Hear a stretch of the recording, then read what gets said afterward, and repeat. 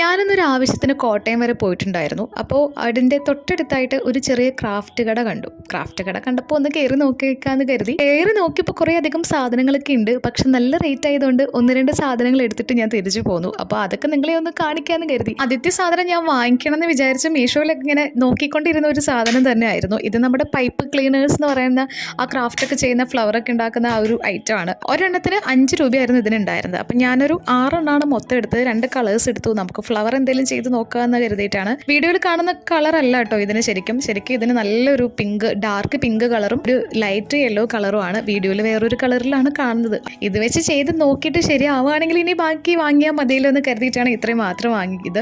അടുത്തത് കുറച്ച് ടിഷ്യൂ പേപ്പറാണ് കേട്ടോ. ഡെക്കോപാഷ് ടിഷ്യൂ പേപ്പറാണ്. ഇതും ഞാൻ വാങ്ങണമെന്ന് വിചാരിച്ചിരിക്കുകയായിരുന്നു. എൻ്റെ കയ്യിൽ നേരത്തെ ഉണ്ടായിരുന്നു, തീർന്നു പോയി. അപ്പോൾ ഇതിൻ്റെ ഒരു 5 എണ്ണം ഞാൻ വാങ്ങിയിട്ടുണ്ട്. ഇതിന് ഒരെണ്ണത്തിന് 20 രൂപയായിരുന്നു ഉണ്ടായിരുന്നത്. നല്ല റേറ്റ് ആയിരുന്നു കേട്ടോ ആ കടയിലുണ്ടായിരുന്നത്. അതുകൊണ്ട് ഞാൻ ആകെ 5 ഡിസൈനുള്ള ടിഷ്യൂ പേപ്പർ മാത്രം വാങ്ങിച്ചിട്ട് പോകുന്നു. ഇത് നല്ല ഡിഫറെൻ്റ് ആയിട്ടുള്ള നല്ല ഭംഗിയുള്ള കുറേ അധികം പിക്ചേഴ്സ് ഉണ്ട്.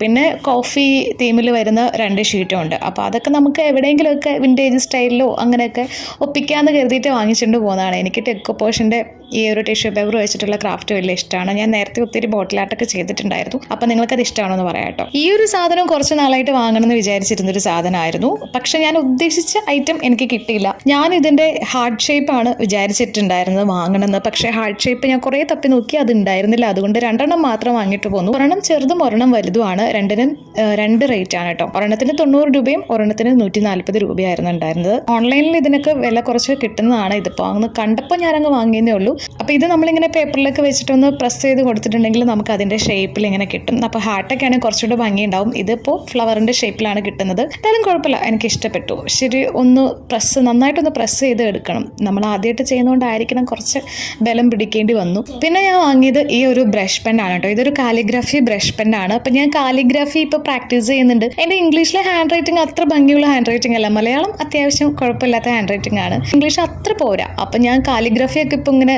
പതിയെ പ്രാക്ടീസ് ചെയ്തുകൊണ്ടിരിക്കുകയാണ്. അപ്പോൾ അതുകൊണ്ട് ഒരു സെറ്റ് പേന വാങ്ങിച്ചിട്ടുണ്ട്.